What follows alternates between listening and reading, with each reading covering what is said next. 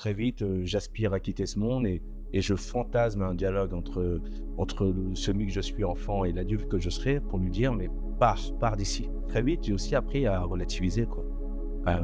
Parce que j'étais dans la merde, mais on était tous dans la merde. Et qu'au fond, vis-à-vis des jeunes, d'autres endroits dans le monde, on était moins dans la merde. Mmh mh. Et c'est peut-être aussi, une hygiène de vie que j'ai toujours relativisée pour survivre. Ce qui est incroyable, c'est qu'alors qu'aujourd'hui j'ai 34 ans et que finalement j'ai quitté le quartier depuis longtemps, je me rends compte quand même que les choses qu'on tisse en nous très fortement quand on est enfant prennent beaucoup de temps pour partir, énormément. Mon geste artistique et même dans la manière dont je viens présenter mon travail, et cetera, je me dis: «Il faut que je sois clean» parce que je ne représente pas que moi. Je ne représente pas que, mon travail, je représente les personnes qui ont la même couleur de peau que moi.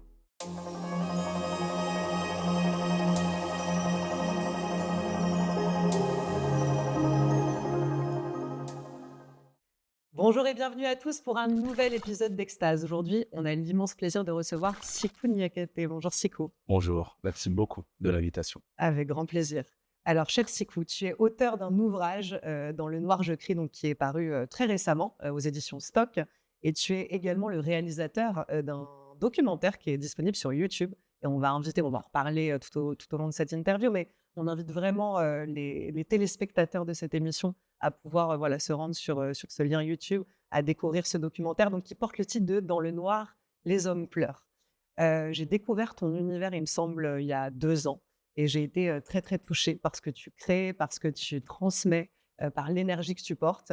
Alors on va peut-être pour les gens, rentrer un petit peu dans les débuts de ton parcours. Tu as une enfance dont tu parles dans cet ouvrage, qui est très marquante et qui a évidemment, beaucoup joué dans la suite de ton parcours. Tu grandis dans des conditions, précaires, violentes. J'ai une question sur le petit Sikou parce qu'il y a un grand dialogue, dans cet ouvrage, entre l'enfant que tu as été et l'adulte que tu deviens. De quoi il rêvait? À quoi il aspirait le petit Sikou, justement pendant son enfance? Raconte-nous un petit peu, voilà, s'il avait quoi dans le cœur? Alors le petit Sikou, déjà, il est né dans un squat. Concrètement, je viens d'une famille nombreuse et très pauvre. On habitait illégalement un immeuble, évidemment avec tout ce que ça implique, hein, les rats, les souris, l'amiante, les gens qui essaient de nous déloger. Enfin, j'ai grandi dans ce contexte-là et j'aspirais, autant à quitter la précarité, la pauvreté, qu'à trouver un espèce d'espace où je pourrais vivre avec, mes émotions, ma sensibilité, que j'ai appris très vite à mettre de côté parce qu'en fait, il fallait survivre, quoi. C'est quelque chose qui est très propre à mon enfance, mais au fond à quand même pas mal d'autres enfances, surtout dans les milieux pauvres, peut-être encore de manière plus accrue dans les quartiers. C'est la manière dont les hommes sont très vite obligés de renoncer à leur sensibilité, à leurs émotions pour survivre. Pour, je crois, incarner, des figures comme ça impassibles qui rassurent, qui nous protègent aussi peut-être, mais qui nous détruisent à la fois. Et donc le petit Sikou, très vite, très tôt, comprend que ce monde, dans tous les cas, que ce soit d'un point de vue, concret, matériel, économique, comme d'un point de vue de la liberté émotionnelle, n'est pas fait pour lui. Donc très vite, j'aspire à quitter ce monde et je fantasme un dialogue entre celui que je suis enfant et l'adulte que je serai pour lui dire: «Mais pars d'ici». Et en fait, c'est évidemment une chose qui m'est arrivée tout au long de ma jeunesse, de me dire: «Il faut que je parte d'ici, je ne sais pas comment, je ne sais pas quand, mais il faut que je parte de là». Donc en fait, finalement, un vrai besoin viscéral de survivre, et Ouais. même dès le plus jeune âge, tu racontes des passages assez marquants dans cet ouvrage où tu as 5 ans, où ta mère se blesse, justement, dans ce squat. Mmh. Ça, c'est un chapitre qui est très fort. Un petit garçon à l'âge de 5 ans qui déjà, assiste à ça, heu, comment on fait pour, vivre avec ça et continuer d'avancer? Alors ce qui est étrange, c'est que je je mesure la violence d'un tel événement, avec mon regard adulte Mmh. et surtout j'ai presque une compassion, instinctive vis-à-vis de l'enfant que j'étais et en même temps, quand j'étais enfant, quand j'assistais à cette scène, j'étais tellement dans un climat de violence, sourde qu'au fond c'était juste, un cran en plus. OK. J'ai pas été bercé dans une enfance, protégé de la violence et qui d'un coup m'amène à être confronté à une scène de violence qui me fracture. En fait, c'était presque une continuité horrible d'un climat. Et donc, je me souviens avoir été blessé, apeuré, surpris, euh, mais qu'au fond, la vie continuait. J'avais déjà cette perspective du monde, quoi. Est-ce que tu avais l'impression quand même à l'époque d'être consolé, d'avoir des bras dans lesquels pouvoir, Absolument pas, non. te sentir en sécurité? Non, non, non. Et dans le pire des cas, et je pense que c'est la plupart des cas, je pense que ça amène des individus à ressentir un manque immense tout au long de leur vie qui les écrase. Moi, j'ai ressenti ce manque, mais d'une certaine manière, j'ai aussi appris très vite à ne compter sur personne d'autre que sur moi. Ça a été le cas parce qu'au fond, j'ai aussi vécu dans une famille où on n'était pas proches les uns des autres. Donc, ces bras-là n'existaient même pas à l'échelle des grands frères ou des grandes sœurs, évidemment pas à l'échelle des parents, parce qu'il y avait un langage, je dirais, intime qui était différent. Et donc, très vite, j'ai créé une bulle en me disant, il faut que je crée mon monde dans ce monde pour pouvoir survivre et avancer, quoi. Parce que ce monde, très vite, il m'a paru un peu déjà très violent, mais surtout inconséquent. J'avais l'impression qu'il n'était pas à la hauteur de ce que j'avais envie, de ce dont j'avais besoin. Et je crois que j'ai appris à tuer dans l'œuf ces espoirs en me disant, OK, ça va, je vais continuer ma vie, je vais continuer de grandir, mais ça, ces besoins-là, j'apprends et je deal tout de suite avec l'idée qu'ils ne seront pas assouvis. OK. Mais j'avance. Mais c'est comme si tu es né déçu presque, de ce monde et de ce qu'il avait à t'offrir et te proposer? C'est complètement ça. Je suis né déçu sans en vouloir aux gens qui m'entouraient parce qu'eux-mêmes étaient en fait dans la même situation que la mienne. Et qu'au fond, je me suis juste dit: «C'est de la loterie, géographique aussi». Selon que tu naisses là ou ici, en fait, la réalité de ton quotidien ne sera pas la même chose. C'est aussi c'est étrange parce que j'étais enfant et peut-être que quand on est enfant, justement, l'idée, c'est de se construire et être dans un individualisme, en fait, propice à l'éveil, au fait d'être équilibré et cetera. Mais très vite, j'ai aussi appris à relativiser, quoi. Parce que j'étais dans la merde, mais on était tous dans la merde. Et qu'au fond, vis-à-vis des jeunes, d'autres endroits dans le monde, on était moins dans la merde. Et c'est peut-être aussi, une hygiène de vie que j'ai toujours relativisée pour survivre. Tu parlais tout à l'heure de construction masculine, d'ailleurs, tu as assez vite, été vers ça. Justement, tu racontes que pendant ton adolescence, le fait de devoir se construire en tant qu'homme, ça impliquait, notamment d'être dans la violence, par exemple de tabasser d'autres mecs, pour, prouver justement que tu te sens être un homme. Raconte-nous un petit peu ces codes masculins avec lesquels tu as grandi et dont, voilà, depuis des années, tu as cherché à te défaire. Alors là, ça va être mon regard adulte qui va regarder rétrospectivement cette jeunesse, mais je pense que, dans un premier temps, c'est la masculinité, quel que soit le monde, l'échelle, quel que soit, le milieu social, j'ai l'impression qu'elle a besoin de se prouver et qu'elle a besoin de se prouver par une proximité avec le pouvoir, disons. Simplement, quand on est dans un milieu très pauvre et qu'on a que dalle, qu'on n'a pas de thunes, qu'on a un capital culturel, qui n'est pas si, développé que ça et cetera, la seule chose qu'on a véritablement, c'est notre corps. Et ce corps-là, c'est l'arme qui doit nous permettre «d'exceller» entre guillemets. Donc on doit être très bon sportivement, on doit savoir se battre, c'est clair et net. Hem et dans le savoir se battre, c'est pas tant pour la violence gratuite que pour se protéger dans un premier temps. Parce qu'on sait que le monde, le contexte dans lequel on grandit, on est violent. On sait que là où parfois il peut y avoir, un débat violent, une conversation violente, chez nous, elle s'estompe très rapidement pour laisser place au corps. Et en fait, la dimension corporelle est tellement importante qu'on va chacun exceller dedans. J'ai l'impression que ça tend à changer un peu. Quand moi j'observe les jeunesses actuelles et même en fait, quand je grandissais, il y avait d'autres exemples. J'ai l'impression que le capital corporel, d'une certaine manière, a été remplacé ou est en concurrence avec, je dirais, le capital de prise de risque. C'est-à-dire qu'aujourd'hui, dans un quartier, par exemple, un mec qui est potentiellement peut prendre beaucoup de risques, qui potentiellement est armé, qui potentiellement apporte avec lui constamment une forme de courage qui peut en fait l'amener à faire des choses horribles, peut susciter autant de peur qu'un mec qui fait 2 mètres et qui est musclé. Mmh. Et donc, en fait, il s'agit de ça, il s'agit de déployer tout un tas de micro-gestes et d'attitudes pour, comme ça, insinuer au monde qu'on est potentiellement dangereux et qu'il ne faut pas nous attaquer, qu'il ne faut pas nous approcher. Au fond, c'est une barrière, c'est une sécurité qui parfois doit être renouvelée et doit être réactualisée et du coup, elle doit être mise en pratique. Donc, on se bat, donc on est violent. Mais moi, je sais très bien que les gens avec qui j'ai grandi, qui ont été violents, ou même ceux que je croise parfois quand je vais dans des lycées, etc., tous ceux qui font des RIC, etc., si on les regarde que par le prisme de personnes profondément violentes, on est à côté de la plaque. Ces personnes peut-être exercent de la violence, mais elles exercent de la violence dans un premier temps parce qu'elles ont besoin de se protéger et elles ont peut-être eu la maladresse de penser que c'était par cette voie-là. Il y a aussi, je pense que là, c'est un phénomène, il n'est peut-être pas quantifiable, mais c'est aussi le résultat de la violence qu'ils subissent, symboliquement, culturellement, économiquement, de la part de la société. Vu que là, très souvent, on parle d'hommes pauvres, alors même qu'en tant qu'hommes, dans ces milieux-là, ils ont le devoir de gérer économiquement à un moment donné. Ils ont tout un tas d'injonctions qui rentrent en contradiction avec ce qu'ils sont concrètement, ce qui peut créer des frustrations, ce qui peut créer des personnes qui, in fine, vont vouloir aller dans des branches parfois illicites pour se faire de l'argent, pour épouser cette responsabilité qui s'impose à eux.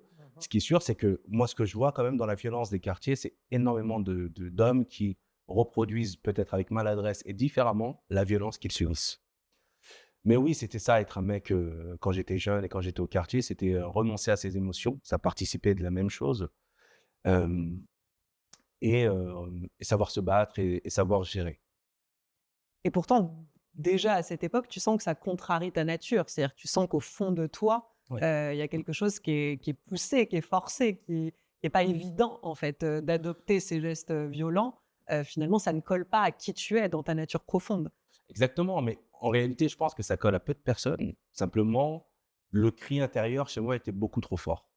J'ai l'impression qu'il y a des générations d'hommes de quartier qui ont appris à tuer ce cri intérieur pour survivre, pour se dire, de la même manière que je l'évoquais tout à l'heure, ça va être comme ça, et ok, je dois être un bonhomme, je dois savoir gérer les modalités de dispute quand il y en a, etc. Et en fait, d'une certaine manière, je me tue pour convenir, pour avancer. Et qui, d'une certaine manière, arrive. Moi, j'ai très vite su que c'était impossible à long terme. Je me suis dit: «Si je continue à long terme, je vais exploser». Je ne sais pas de quelle manière, mais c'est clair et net. Et d'ailleurs, il y en a beaucoup qui explosent, parfois de manière tellement brutale qu'on les pointe comme, je sais pas, des meurtriers, comme, des violents et cetera, alors que c'est aussi le masque qui explose. C'est aussi toute cette rétention émotionnelle qui, d'un coup, n'en peut plus et les amène à aller trop loin. Moi, j'ai senti que ça allait potentiellement venir à un moment donné, je ne sais pas comment, si j'arrivais pas à sortir du quartier, à déposer le masque, à épouser, en fait, toute ma sensibilité, quoi. Et ce qui est incroyable, c'est que, j'ai ce qui est incroyable, c'est qu'alors qu'aujourd'hui j'ai 34 ans et que finalement j'ai quitté le quartier depuis longtemps, je me rends compte quand même que les choses qu'on tisse en nous très fortement quand on est enfant prennent beaucoup de temps pour partir, énormément. Mais tu aspirais quand même déjà à l'époque à retrouver un lien avec les émotions. Est-ce que, c'était déjà en toi de te dire: «Mais, je m'en suis coupé, mais j'ai ce besoin viscéral, à un moment donné de les ressentir de nouveau, Oui, traverser ma peau, mon corps, mon être»? complètement. J'avais ce besoin-là parce que j'ai l'impression d'avoir pris plus de temps à me couper, de mes émotions que les gars de mon âge qui ont en fait été beaucoup plus précoces que moi. Suffisamment pour qu'ils me le rappellent les fois où je pleurais devant eux enfants. OK. Et petit à petit, j'assimile, je comprends et surtout j'ai pas envie de les perdre, ces amis. Ouais. Donc je me dis, «OK, OK, je vais devenir ce qu'ils me disent que je dois devenir». D'autant plus que c'est comme ça qu'on est peut-être respecté, qu'on survit, en tout cas qu'on n'est plus moqué. Et donc je me métamorphose, je deviens comme eux, je deviens comme, les grands du quartier, je deviens, en fait, cette Comme tes espèce modèles? comme mes modèles d'une Mmh. certaine manière. Mais je sens très vite que ça m'écrase intimement. Moi, je ne suis pas ça. Je le suis absolument pas. Et donc, pendant toute mon enfance, je fantasme, au fond, de m'évader du quartier. Parce que j'assimile le quartier à ce masque qui m'écrase et je me dis, si je veux épouser de nouveau ma part intime, ma part émotionnelle, il faut que je quitte le quartier. Mais je ne savais pas comment, parce que ça veut dire quoi quitter le quartier? Surtout au vu du garçon noir que j'étais, qui s'habillait en jogging, qui faisait déjà 1,80 m en sixième. Ça veut dire quoi quitter le quartier? Alors même que je le représentais malgré moi dans toute mon allure. Et donc, c'était là, dans un coin de ma tête. Je crois même que ça a été une utopie qui m'a fait du bien, en fait, de me dire j'y arriverai un jour, je ne sais pas comment. Puis tu peux quitter le quartier sans que jamais le quartier ne te quitte aussi. Exactement, Mmh. exactement. Mais moi, je savais que de la même manière que j'étais en retard vis-à-vis des garçons de mon âge qui ont appris très vite, beaucoup plus vite que moi, à renoncer à leurs émotions, je savais que si je quittais le quartier, moi, j'allais être précoce à l'idée d'enlever le masque et d'épouser un peu plus ma part intime parce que j'en avais une folle envie, peut-être beaucoup plus qu'eux. Donc évidemment, je passe toute ma jeunesse comme ça à convenir à ce qui est attendu au quartier avec ma bande de potes, des rixes, vraiment, je l'incarne à 100 en fait, hein. J'incarne à 100 et en même temps, je rêve de quitter ce quartier. Au fond, je rêve de quitter ma bande de potes que j'aime pourtant. Jusqu'au moment où j'y arrive, où je fais la bonne rencontre au bon moment parce que je change de sport. Je fais 1,95 m depuis la troisième. Donc évidemment, tout le monde me disait: «Fais du basket, fais du basket». Au bout d'un moment, je me dis: «Bon, pourquoi pas?» mais c'est dans un coin de ma tête et je fais une détection de basket. Je joue alors que c'est pas prévu. Je suis pris alors que c'est improbable. Là, je commence à fréquenter d'autres mecs Mmh. qui habitent pas très loin de chez moi d'ailleurs, hein, qui habitent à une station parfois, mais qui viennent d'un milieu social qui est quand même totalement différent. Différent. Et là, je me dis: «Enfin, le refuge émotionnel que je recherchais, je crois qu'il est là». J'ai l'impression que ces mecs, entre eux, se parlent beaucoup plus franchement, sont plus sensibles, et puis même dans le rapport qu'ils ont à leurs parents, c'est incroyable, mais leurs parents sont d'une certaine manière, leurs confidents. Ils se Mmh. livrent sur tout, sur leur sexualité, leurs émotions. Je me dis: «Mais c'est Ouais, là, c'est un autre c'est monde. ça». Je me dis déjà quelle chance ils ont, mais eux, c'est leur vie, donc ils ne se rendent pas compte de cette chance. Et surtout, je me dis: «Peut-être qu'au sein de cette bande-là, je vais pouvoir, m'épouser un peu plus, retirer le masque, petit à petit et en fait, être enfin libre et enfin heureux, enfin déchargé de tout ça». Hem, Ce qui a été le cas émotionnellement, mais je me suis rendu compte que ce monde n'était pas tout à fait, réconfortant. Parce que d'un coup, traînant avec ces mecs-là, je me rends compte que, bah, je suis le seul pauvre là où personne ne l'est. Donc je me dis: «OK, il faut que je me modifie, je me métamorphose de nouveau, je dois devenir un peu comme eux, absolument dans tous les champs». Donc là, mettre un nouveau masque, en fait. Mettre un nouveau masque au début, mais que j'espère être ensuite, ma véritable identité. Donc je me dis: «OK, il faut que je change ma manière de m'habiller, de parler, de me cultiver, de manger. Il faut que je me métamorphose pour juste leur ressembler, faire partie d'eux, ne pas faire tâche». Et donc j'opère vraiment cette métamorphose, je modifie absolument tout, tout, tout. Mais pendant tout le processus, je me rends compte que je suis pas sûr que ça suffira. Parce que quand même, dans ce monde-là, je suis très souvent le seul noir. Et c'est là que cette chose, le racisme quotidien, subtil, qui n'existait pas quand j'étais petit, parce qu'en fond, on était au quartier entre nous et dans ce réconfort communautaire, disons, mais qui est aussi quelque chose qui nous a été imposé, hein, de nous parquer dans les mêmes quartiers. Au fond, entre personnes noires ou avec les maghrébins, on n'était pas forcément quotidiennement dans ce rapport-là de racisme, d'autant plus qu'on ne quittait pas le quartier. On savait qu'il existait, qu'il était presque structurant de la société, mais c'était lointain. Et là, d'un coup, je me retrouve dans un milieu où je le rencontre quasiment quotidiennement sous l'aune de blagues, d'humour, euh, de propos subtils. Ouais, de remarques. Exactement, Enfin, là, tu te dis c'est structurel, en fait. c'est ça. Et donc là, je me dis, quoi que je fasse, là pour le coup, je ne vais pas pouvoir le modifier ça. C'est-à-dire, je peux opérer toutes les métamorphoses culturelles que je veux Carrément. pour faire partie du même milieu qu'eux, entre Mmh. guillemets, mais je suis quand même le seul noir et je sais que ça va toujours être quelque chose qu'on va me renvoyer à la gueule, toujours. Et ça, je crois que ça a été le grand désenchantement. C'est quand même ce moment où je remarque que cette utopie que j'avais était incomplète ou alors elle était à côté de la plaque. Certes, émotionnellement, je suis dans un espace où je peux un peu plus dealer avec mes émotions, mais la manière dont le racisme quotidien m'écrase rentre largement en concurrence avec la manière dont le quartier m'écrasait par sa façon de me dire ne pleure pas, ne pleure pas, ne sois pas sensible, sois un bonhomme. J'ai l'impression que ça m'écrase tout autant. Et qu'en plus de ça, j'ai plus de nouvelle utopie. J'ai plus de nouveau Ouais, monde le but. espéré. C'est ça, j'ai fait le parcours et quel que soit l'espace, je suis écrasé par quelque chose Tu es en qui dehors, quoi. c'est exactement ça. Mmh. Et je suis écrasé par quelque chose qui me brutalise intimement et qui a presque la couleur de l'indélébile, d'une chose qui ne s'arrêtera jamais.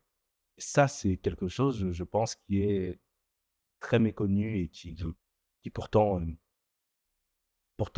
détruit pas mal d'individus. C'est clair et net. Bah, c'est important qu'on parle aussi, voilà, de ce concept de la charge raciale, Ouais. qui est le fait, en effet, bah, de devoir, à travers la couleur de peau qu'on a, d'adopter, comme tu le disais, peut-être, des tenues vestimentaires différentes, une façon de parler. Est-ce que tu pourrais, alors sans nous définir, d'une manière encyclopédique, mais nous parler de comment, tu définirais, toi, la charge raciale et de qu'est-ce que ça implique? Alors la charge raciale, moi déjà, je la vis autrement, parce que je suis, artiste et que à travers, mon incarnation et puis même mes propositions, artistiques, je sais que je ne représente pas que moi. Mais juste mis à part l'artiste que je suis, l'individu que je suis, moi, Sikou, me réveillant et cetera, la charge raciale, c'est, tout ce que je veux me mettre en tête dès mon réveil pour minimiser les stéréotypes que je vais Mmh incarner mh. Mmh. pour sûr. En gros, je sais que je vais faire peur dans la rue, hors de question de sortir en jogging. Hors de question de mettre des baskets, parce que je sais très bien que ça incarne un cliché qui va renforcer la peur que je vais incarner dans la rue. Donc, c'est par exemple à l'endroit vestimentaire, la manière dont je vais essayer de correspondre au code, disons, bourgeois ou rassurant.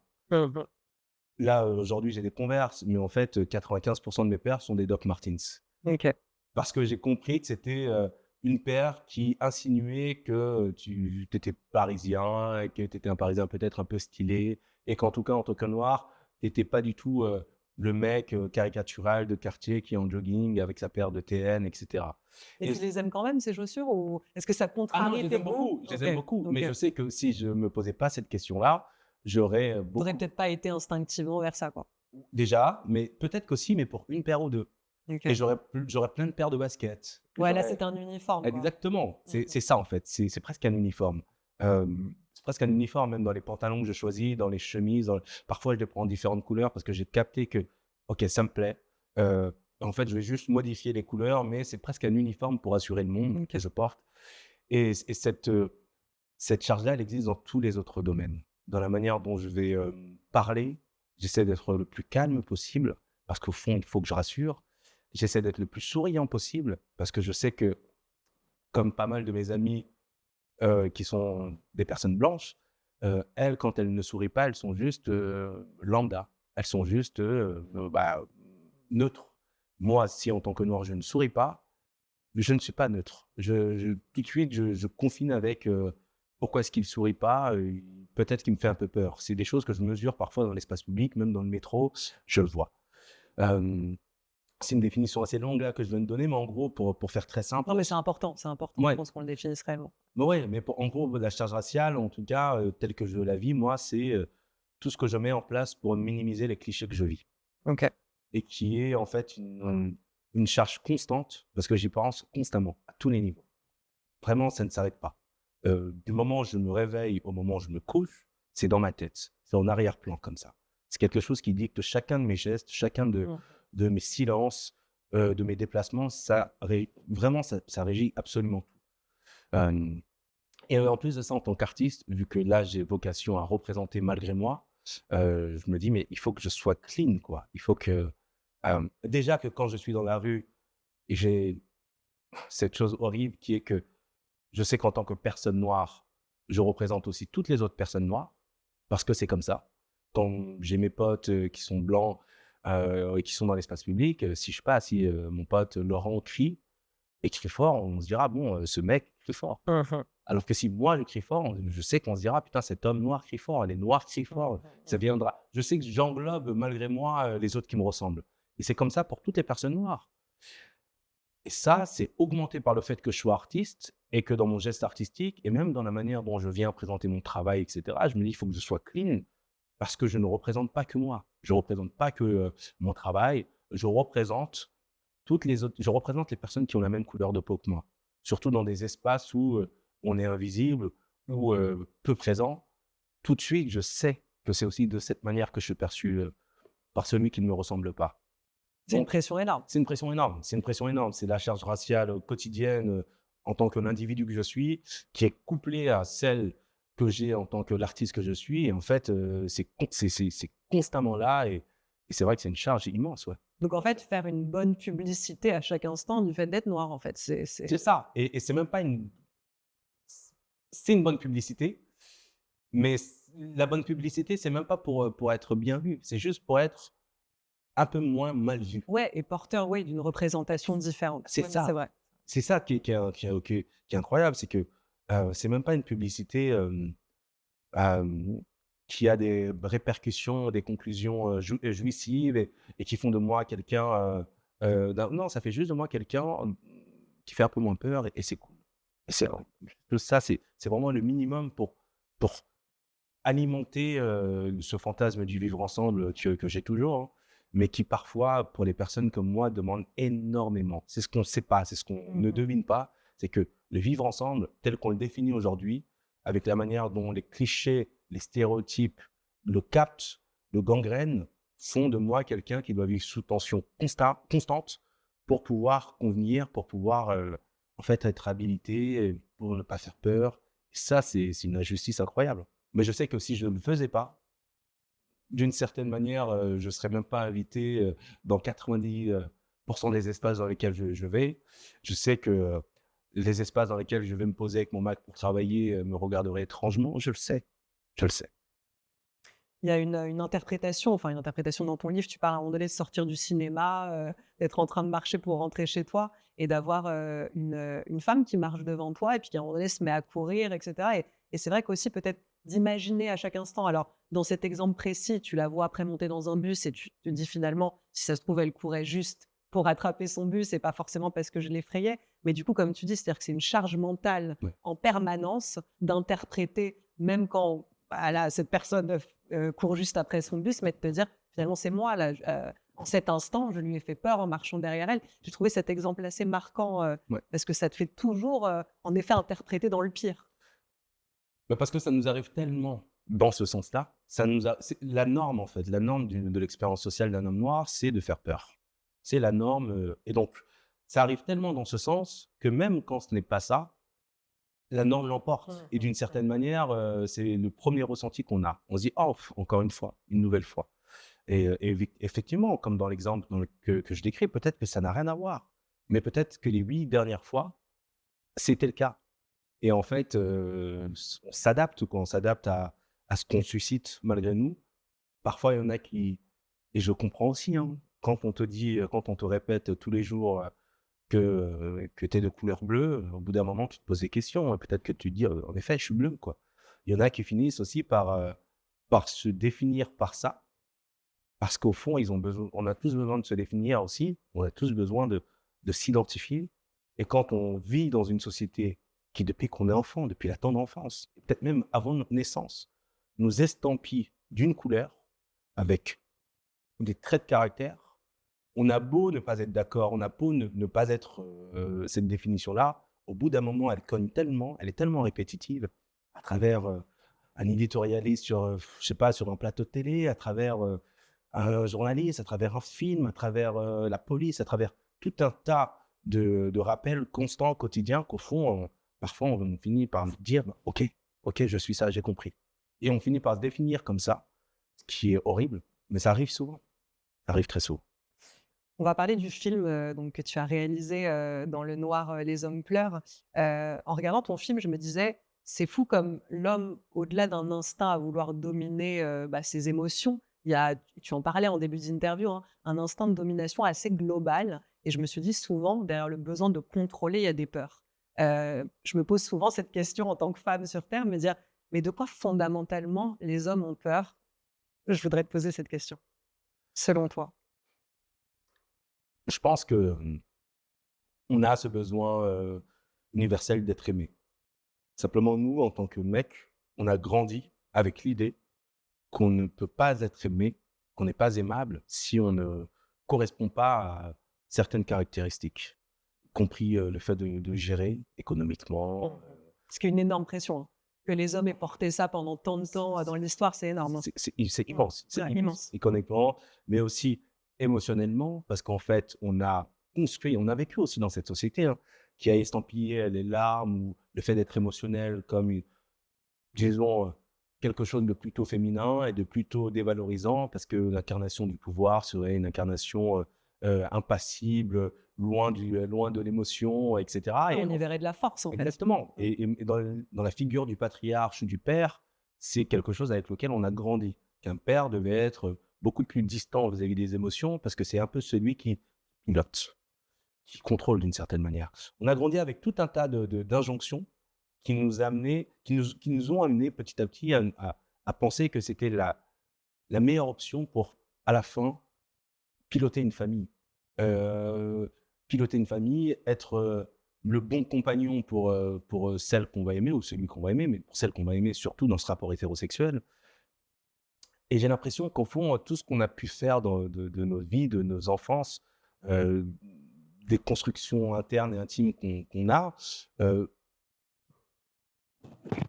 sont des choses qui nous amènent au fond à nous définir comme des bons partenaires.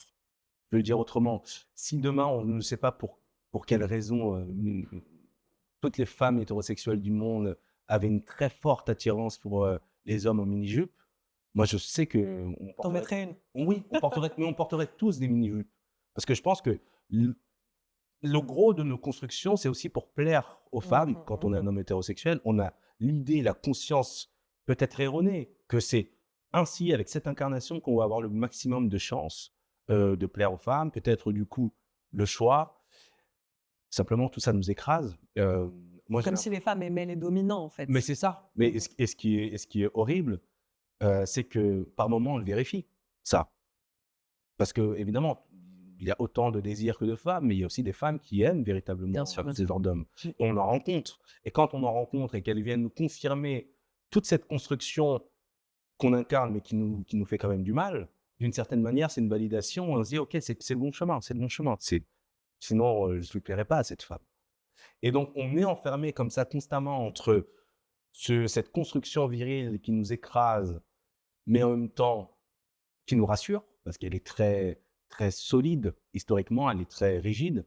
Elle nous amène à nous en fait, il y a aussi cette chose qui est rassurante dans la virilité, c'est que l'un des gros points de la virilité, c'est de ne pas se poser ces questions. C'est juste ferme-la et incarne.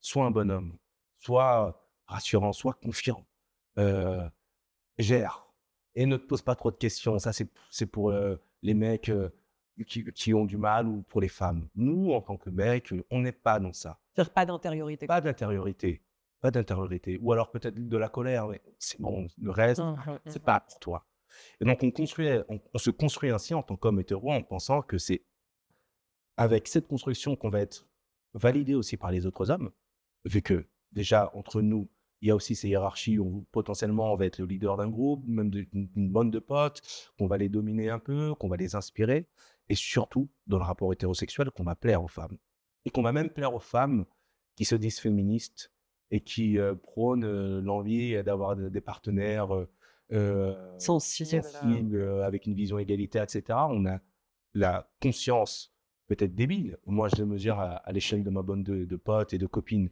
souvent débile, mais on a quand même cette conscience que, au fond, ça leur plaît quand même. Et donc, on a presque rien à gagner à l'idée de changer. Si on veut être, si on veut plaire aux autres hommes et si on veut plaire aux femmes. C'est pour ça que les mecs sont piégés. C'est ils ne voient pas l'opportunité que moi j'ai vue, que je vois, par exemple, dans la manière dont le monde tend à changer petit à petit, structuré, poussé par le féminisme, de ce que ça nous offre de reconquête de notre part intime, de nos émotions. Moi, je le vois évidemment, j'en profite et je me dis que c'est génial. Mais il y a pas mal d'autres hommes qui ne croient pas en cette utopie parce qu'ils se disent: «Mais si je n'incarne plus ça, je suis plus rien dans la société. Je meurs, quoi. Si je n'incarne plus ce mec que les gens respectent et que les autres aiment, moi, je suis pas sûr qu'on va m'aimer, si je me dévoile. Je suis pas du tout sûr qu'on va m'aimer, si j'enlève mon masque et je montre ma sensibilité et cetera. Si je montre toutes mes failles, mes doutes, si je me montre comme celui que je suis vraiment, qui est très loin de ce mec viril que j'incarne, si je me montre dans ma vérité, je suis pas sûr qu'on m'aime toujours. Donc en fait, non, jamais de la vie, jamais de la vie. Et donc je crois qu'il y a pas mal d'hommes hétéros qui sont piégés dedans. C'est marrant de ne pas y voir une nuance tout simplement, d'individus, tu vois, de se dire: «Bah, on est fort et fragile, les 2 peuvent coexister en nous», dans une construction masculine. Là, de ce que tu dis, finalement, c'est difficile de faire se joindre en nous ces 2 notions. C'est-à-dire de pouvoir reconnaître pour un homme qui peut avoir une part de fragilité et une part de puissance, tu vois? Mais que l'un, n'annule pas l'autre, en fait. J'ai l'impression que ça vous fait choisir. Oui, ça nous fait choisir, surtout déjà dans le rapport entre mecs, où on se parle quasiment pas de ça. Entre nous, on est là et ce qui est au centre de la table, c'est le divertissement. On se parle pas de nos failles, à moins que ce soit très grave, qu'on ait perdu quelqu'un. Et Mmh. là, on peut en parler potentiellement. Là, peut-être que la larmichette est autorisée. Mais sinon, on parle pas de ça déjà entre mecs. Et dans le rapport qu'on peut avoir de séduction, évidemment qu'on n'en parle pas, mais qu'on est persuadé qu'il faut être viril pour plaire. Par contre, par moment, et ça je le vois aussi, dans une relation hétérosexuelle, avec un peu de temps, là peut-être que le mec commence, quand il est absolument sûr que l'autre l'aime, que, ok, il Qu'il est en commence peut-être, sécurité. oui, il commence à enlever un peu des parties de son masque, et là, par moment, il se dévoile et il déverse tout, au point même de transformer sa copine en une psy, et c'est pas ça non plus. Mais ça arrive très souvent. Moi, je parle avec pas mal de copines qui me disent: «Mais enfin, moi, c'est ce que je veux, un mec émotionnel, un mec émotif, un mec qui se livre». Mais quand tu sens que c'est la première fois pour le mec et qu'il te déverse tout, tu te dis: «Mais Ah pas bah tout là, ça». c'est un jet, C'est ça. Et tu te dis: «Je suis content que tu le fasses, mais moi, je suis pas qualifié pour recevoir tout ça et pour en avoir une expertise. Va consulter un psy». Mais aller consulter un psy pour un mec, quand on a grandi avec l'idée que c'était presque le geste ultime de la fragilité, en fait, c'est impossible. Mmh. Et donc, on se retrouve avec des mecs qui sont bloqués avec eux, qui en même temps incarnent toujours ça socialement, qui peut-être rarement dans leur sphère intime ou sentimentale avec leur conjointe déversent tout, mais sentent que quand même c'est peut-être pas le bon endroit. Et en fait, ils ne savent pas où décharger ça. Et en fait, ça s'accumule. Et évidemment, tout ça, ça crée de la violence. D'abord personnelle, mais ensuite vis-à-vis du monde externe, c'est certain.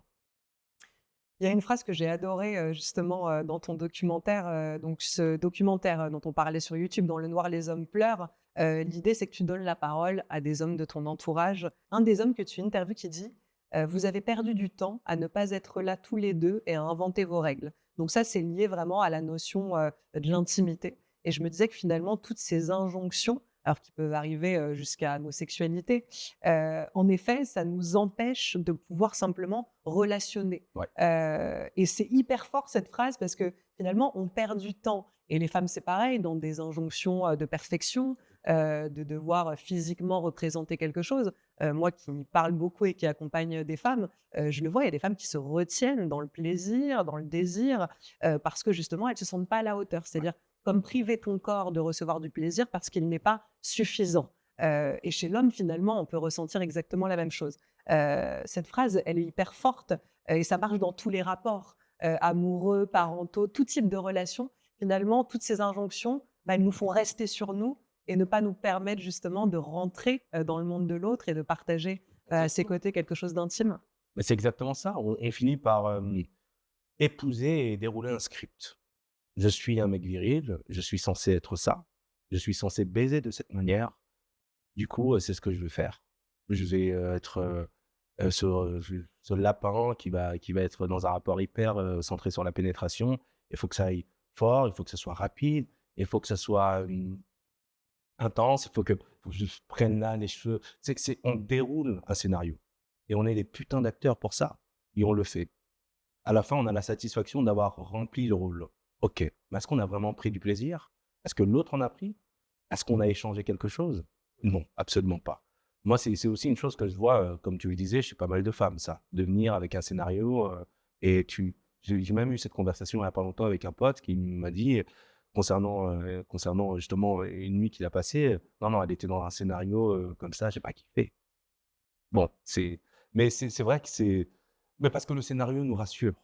C'est-à-dire que l'idée de venir et d'être à poil à tous les niveaux et de se dire: «En fait, je vais juste créer sur le moment, je vais juste, d'une certaine manière, être en vulnérabilité aussi». Et puis être néophyte, parce que C'est ça. peut-être qu'à chaque fois qu'on fait l'amour avec quelqu'un, c'est toujours une première fois, en C'est fait. toujours une première fois. On est tous totalement différents, même en parlant des zones érogènes c'est toujours une première fois. Ah, mais Mais dans la rencontre, c'est en comme plus, une rencontre de n'importe quel ordre, en fait. C'est 2 individus qui se rencontrent, ce sera toujours un 1er échange, contact, enfin voilà, il y a tout exactement. à écrire, en fait, comme le dit, cette personne que tu interviewes. Il y a tout à écrire, il y a tout à inventer, il y a tout à mais ça implique, une qualité de présence, de présence, concrète, un hyper présent.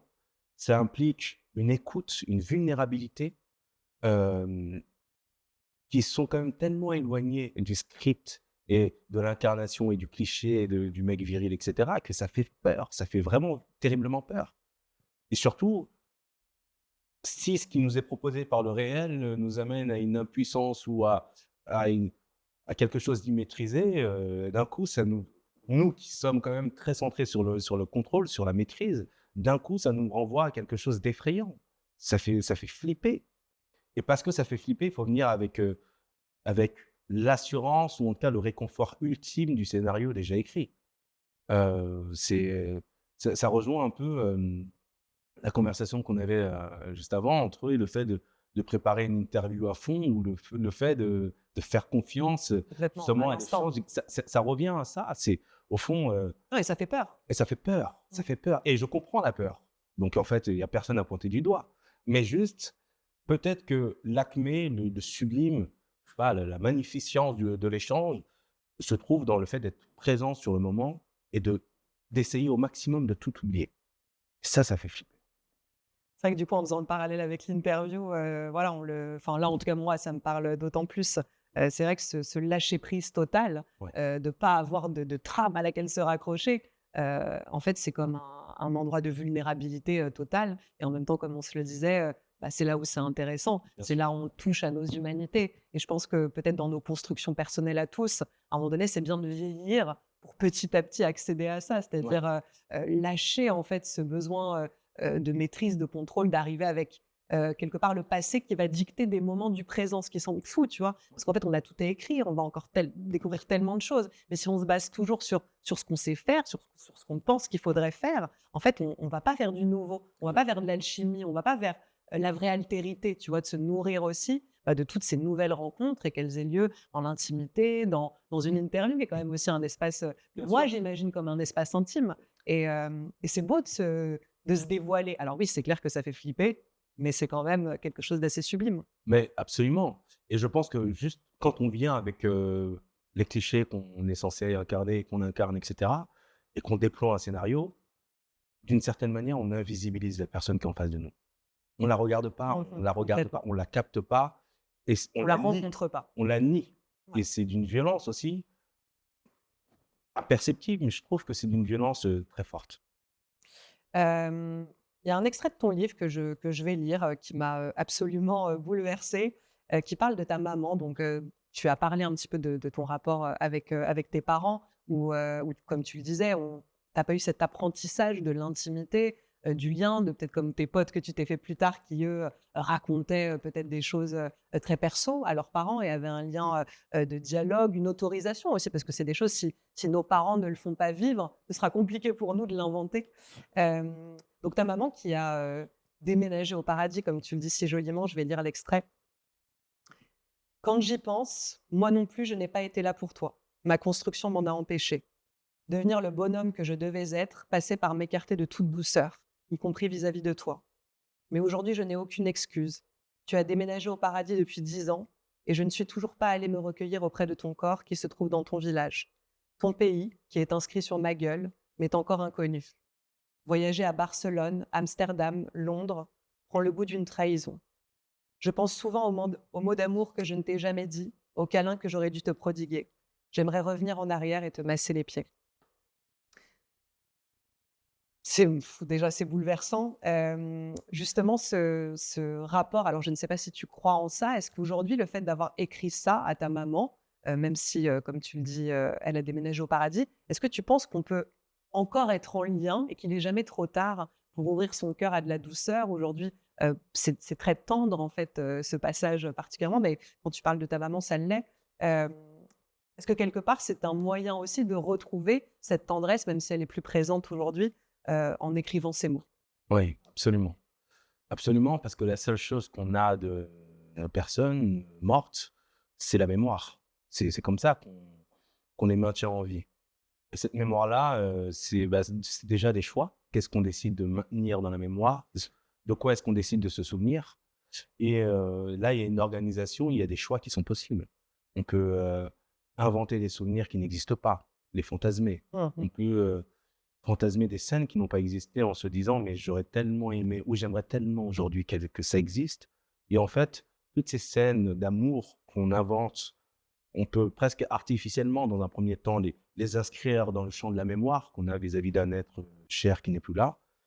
Et petit à petit, ça alimente, ça structure le lien qu'on a à cet être, ça le bonifie, ça le rend plus sensible et ça nous permet parfois de se réparer, de se pardonner. Euh, oui, ça nous permet de faire la paix.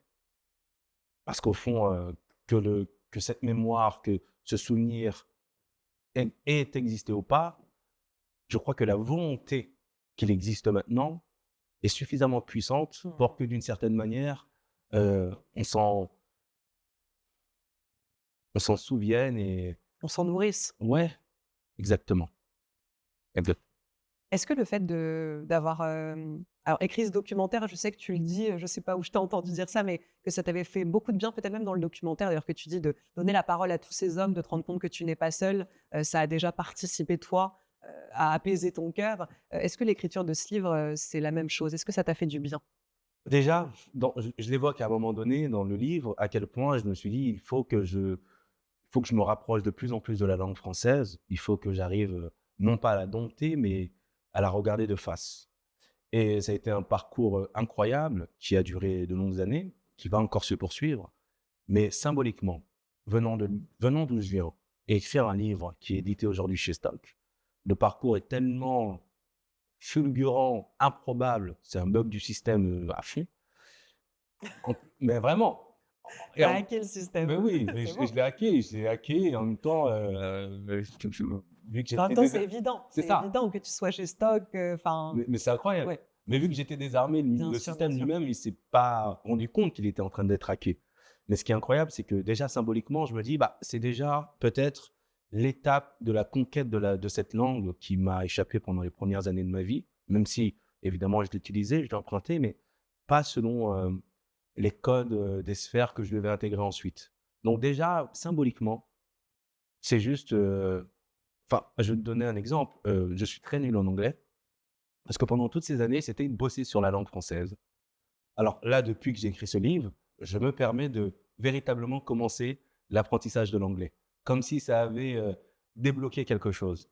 Tu te sens légitime à la langue française maintenant quelque Ouais, je me sens part? légitime, complètement. Je me sens légitime, avec l'humilité que ça implique, hein, mais je peux la regarder de face et j'ai plus, à, à avoir honte de qui je suis.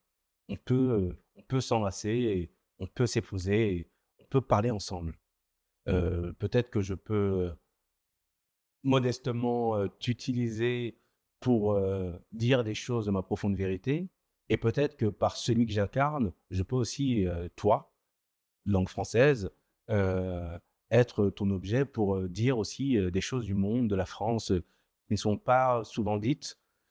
Ce qui est sûr, c'est que, émotionnellement, c'est un livre qui m'a fait énormément de bien parce que, mais c'est le cas pour tout ce que j'ai écrit avant, hein. Le documentaire, le podcast que j'ai fait avant, et là, évidemment, le livre. C'est, ça m'a fait du bien de me mettre autant à poil, en fait. Même si, c'était pas l'ambition parce que j'ai pas le plaisir de l'exhibitionnisme. Je me mets à poil quand j'ai l'impression que c'est pour une cause qui est plus grande que moi. Mmh. Sinon je le ferais pas. Et donc j'ai l'impression d'avoir, comme ça apporter une pierre à l'édifice de cette cause-là. C'est-à-dire juste, regardons en fait toutes les inégalités dans ce pays, y compris le racisme. Regardons l'impact qu'il peut avoir émotionnellement, culturellement, économiquement sur les individus et essayons collectivement, si évidemment on considère que c'est un problème, de le régler. Mais et dans cette cause-là, j'ai essayé d'apporter évidemment ma petite pierre parce que j'ai l'impression que j'étais au bon endroit pour pouvoir en parler.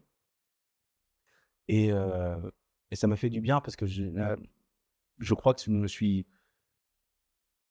ouais, j'ai pas mal pardonné des choses aussi. Par exemple, le silence que j'ai toujours eu vis-à-vis de ma mère, le silence émotionnel, je m'en suis voulu pendant de longues années. Simplement, écrire ce livre m'a amené à mieux comprendre déjà ce par quoi j'étais passé, ce qui me traversait, et aussi ce qui me rendait impuissant à la parole, à la tendresse. C'est pas simplement l'orgueil d'un petit gars débile, c'était aussi la prison intime d'un mec qu'on a toujours voulu enfermer. C'était aussi ça. Ça m'a fait du bien aussi vis-à-vis de l'enfant que j'étais. Parce qu'au fond, je crois que je lui en voulais. Je lui en voulais et j'avais un regard très dur sur lui, notamment parce qu'il était silencieux. Et en fait, je me dis, mais le pauvre aussi, le pauvre d'avoir grandi dans cet espace-là, d'avoir dû traverser et d'avoir dû être détruit petit à petit par toutes ces métamorphoses qui ne lui ont jamais donné le salut. C'était aussi regarder le quartier autrement, c'est-à-dire voir à quel point le quartier, au-delà de la violence et de la peur qu'il suscite, voir à quel point c'est aussi un espace qu'il fallait maintenant regarder autrement, avec tendresse, peut-être lui demander pardon. J'ai eu vu toute la violence qu'on lui a aussi imposée, à tous les niveaux là pour le coup, et ça continue. Oui, ça m'a permis de faire pas mal de paix.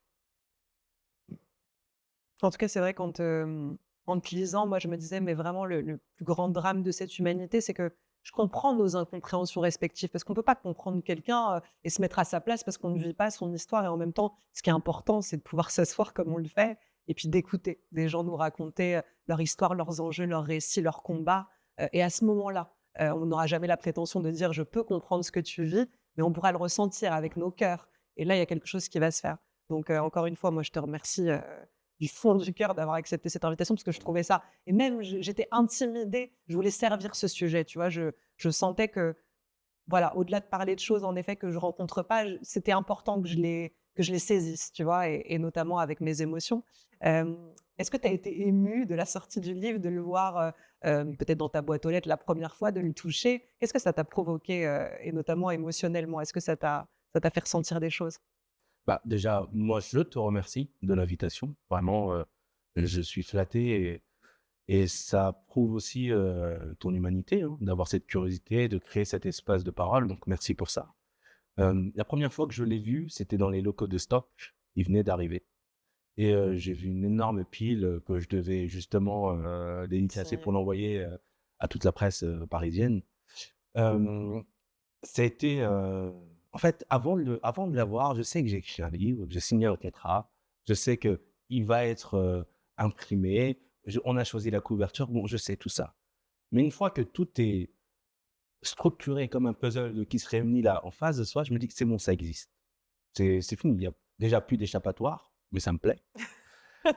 Mais je me dis surtout, euh, le débat public n'a plus d'échappatoire aussi vis-à-vis de cette question. On peut la mettre de côté, on peut ne pas du tout la considérer. Aujourd'hui, le livre existe. Et bah voilà, il est là, donc parlons-en. Ce qui n'existe pas beaucoup pour le moment, c'est-à-dire que je n'ai pas reçu une tonne d'invitations, ce qui est quand même représentatif. C'est presque une mise en abîme de ce que j'évoque aussi dans le livre. Dans le livre, je raconte aussi, en tout cas, je donne à voir comment le débat public s'en contrefiche de ce sujet. Et alors même que j'ai écrit un livre et que je suis là présent pour en parler, je n'ai pas beaucoup d'invitations. Donc, c'est pour ça aussi que je te remercie infiniment. Tu sais Oui, on va donner vraiment envie aux gens de t'inviter, hein. Après cette interview, tu vas crouler sous les demandes, hein. mais avec plaisir. Mais en tout cas, moi, Je le je, je- souhaite je- je suis profondément. prêt. Mais ce qui est sûr, c'est que ce livre ouais, d'un coup, il rendait légitime ce parcours intime que j'ai vécu, que j'ai traversé, qu'on est des milliers à traverser, même si je Mmh. parle qu'à la première personne dans ce livre. Oui, mais de l'intime et de l'universel. C'est ça. Mmh. Mais quand même, moi, franchement, je ne suis pas un énorme lecteur. C'est pour ça que c'est aussi une grande surprise d'avoir écrit ce livre. Mais j'ai parlé avec des personnes qui lisent énormément tous les jours, qui me disent: «Je n'ai jamais lu un livre comme celui-ci qui évoque cette réalité-là». Parce que généralement, quand on a ce type de vécu, on n'écrit pas de livre, Mmh. déjà dans un Mmh. premier temps. Et donc, je suis content d'avoir, presque, ouais, défoncé la porte comme ça de la littérature, qui n'est pas faite pour les gens comme moi, en déposant ce livre et en disant: «Voilà, j'ai écrit et je crois que mon type de vécu, ma vie en fait, hein, et celle de nombreuses personnes peut être lue aussi, dans ces espaces-là, qui est quand même l'espace de pouvoir le plus absolu peut-être, symboliquement, quoi». Et bon, on peut parler du théâtre, de l'opéra, mais la littérature française, c'est juste dingue d'exister, dans ce champ-là. C'est incroyable.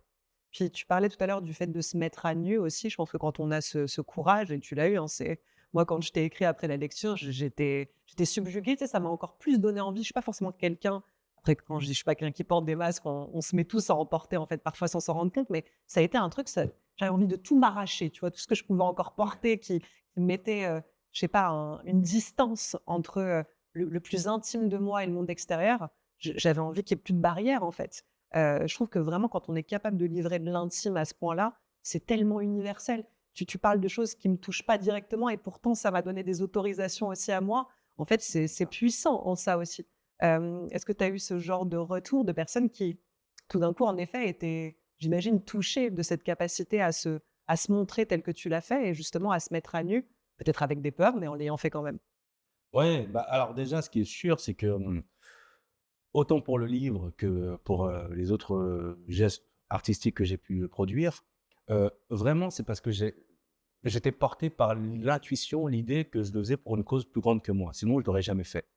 Par exemple, le documentaire dans lequel j'apparais, c'est vraiment à la toute fin du montage que j'apparais, mais pendant tout le processus du montage, je n'apparais pas dans le Mmh. documentaire. Et surtout, je me dis: «Ces mecs qui se sont tellement dévoilés devant moi, jamais de la vie j'aurais fait la moitié.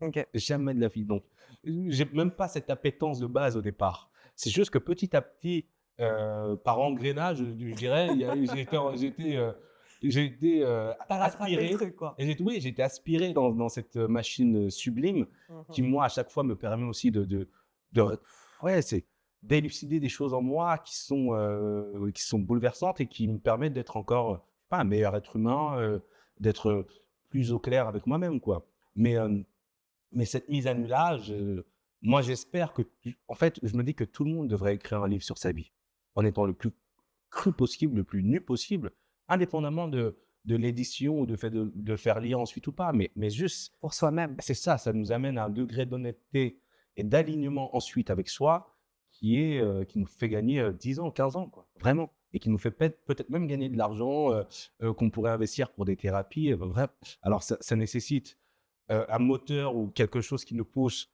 de très fort. Moi, j'ai eu besoin de la cause magnifique et grande que j'incarne malgré moi.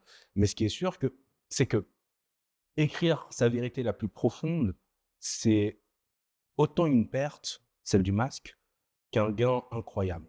On grandit, on gagne, on devient plus doux avec soi, on s'aime un peu plus, vraiment. Hem, on comprend mieux le monde aussi. Et je pense que c'est et vice versa. C'est-à-dire que je pense que le lecteur qui me lit comprend un peu plus le monde aussi, comprend un peu Complètement. plus, j'ai l'impression. J'ai eu pas mal de retours de personnes qui se sont, reconnues dans le livre, alors qu'elles n'étaient pas du tout des personnes noires. Ça, c'est par exemple des femmes qui me racontent comment, elles se reconnaissent dans, l'intranquillité dans l'espace public et le fait de tout contrôler et cetera. Bon, mais c'est vrai que c'est quelque chose, de quand on vient regarder une personne de très près, avec, la plus grande lucidité et la plus grande humanité, on se retrouve, même si on vit des réalités différentes, avec des liens de proximité intime évidents, c'est clair et net.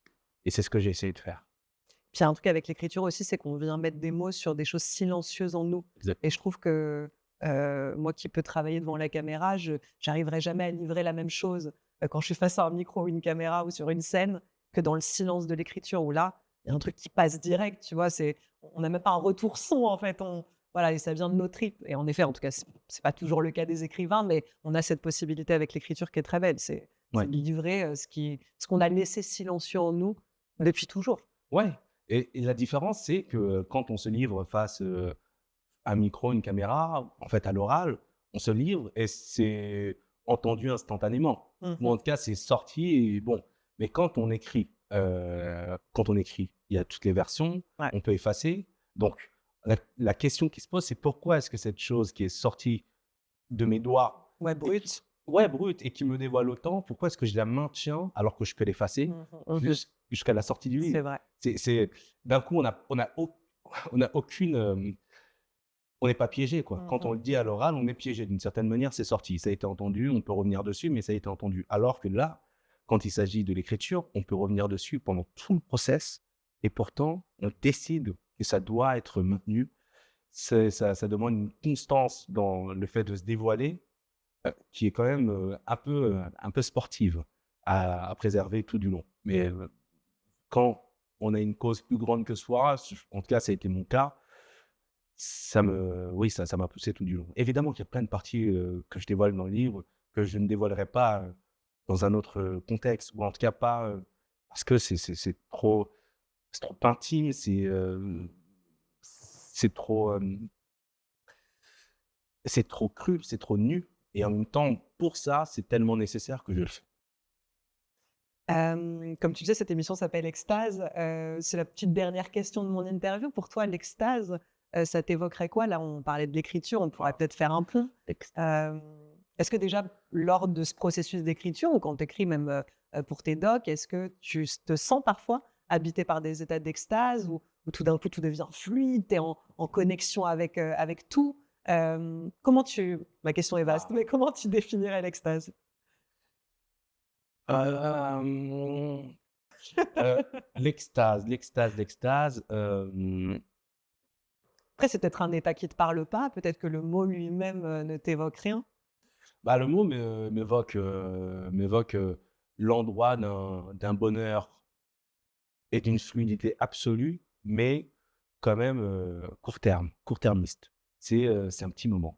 L'extase apparaît dans ma vie, hem, parfois par moments, ça peut être, quand j'écris, quand je suis content, donc d'un bout de texte que j'ai écrit et que je me dis: «Waouh, là, je il y a un alignement entre la forme recherchée et la nudité du fond qui m'amène à une extase où je me dis: «Waouh, OK, c'est mortel.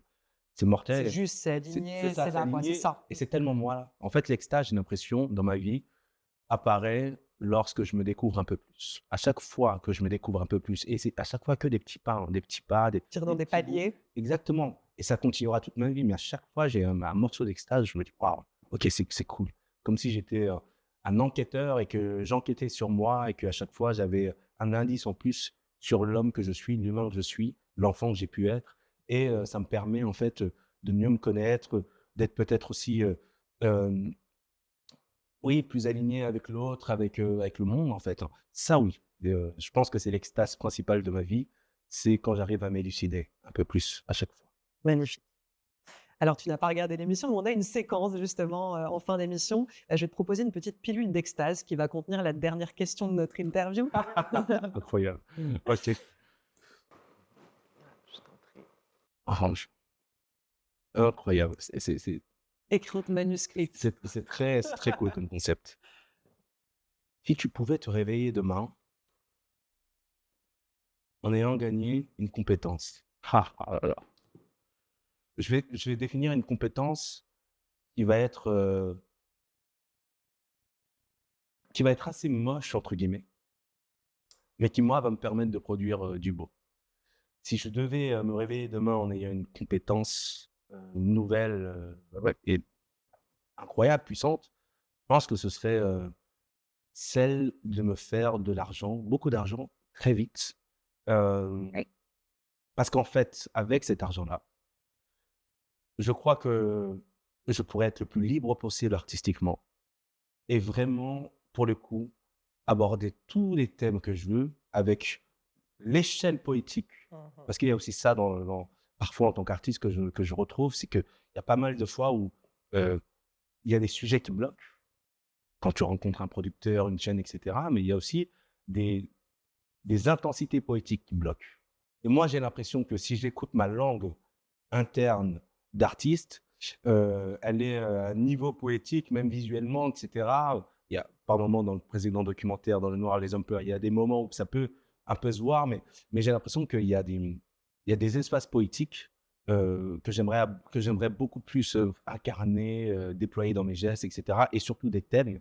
Et j'ai l'impression que, vu qu'on vit dans un pays qui malheureusement n'est pas encore prêt, autant pour certains thèmes que pour certains gestes artistiques, ça me permettrait, moi, déjà dans un premier temps, de ne plus compter sur, la mainmise, d'une chaîne ou la mainmise, d'une distribution éventuelle, d'être l'artiste le plus libre possible Mmh. et surtout aussi de participer à cette race d'artistes dont je fais partie, qui n'est pas mainstream malheureusement et qui pourtant, je pense, a des choses magnifiques à dire sur le monde.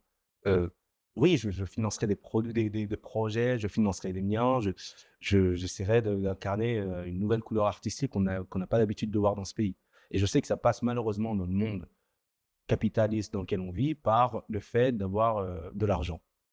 Et donc, ce serait la compétence pour ensuite, renouveler un peu le champ, artistique français et parisien. Ouais, ouais. OK, magnifique. Lisez, courez acheter ce livre, donc Dans le noir, je crie, c'est aux éditions Stock de Ciku Niakate. On peut te suivre sur les réseaux sociaux via Instagram C'est ça. et puis il y a ce documentaire sur YouTube, qui est disponible. Merci encore une fois et on vous remercie de nous avoir suivis. N'hésitez pas à liker, commenter, vous abonner à la chaîne et je vous dis à très bientôt pour la suite de nos aventures.